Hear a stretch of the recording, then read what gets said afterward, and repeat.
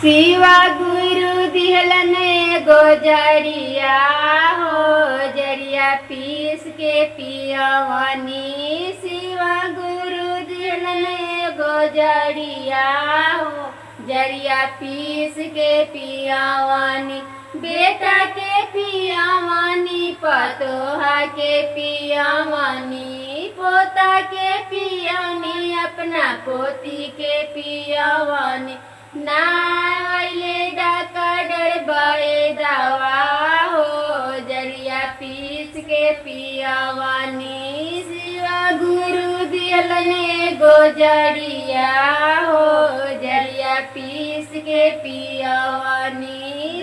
बेटी के पियवनी, दामाद के पियवनी, नाती के पियवनी, अपना नातिन के पियवनी।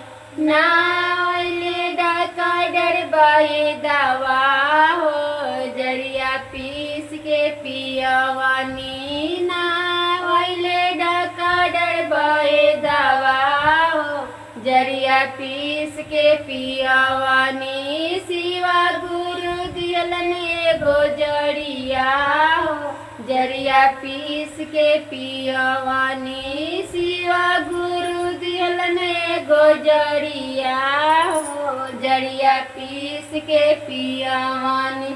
अपने जे पियानी, अपना पति के पियवनी। बेटा के पियवनी, अपना बेटी के पियवनी। ना आइले डाका डरबाए दावा हो, जरिया पीस के पियवनी। ना आइले डाका डरबाए दावा हो, जरिया पीस के पियवनी। शिवा गुरु दिहलन एगो जरिया हो, जरिया पीस के पियवनी। शिवा गुरु दिहलन एगो जरिया हो, जरिया पीस के पियवनी।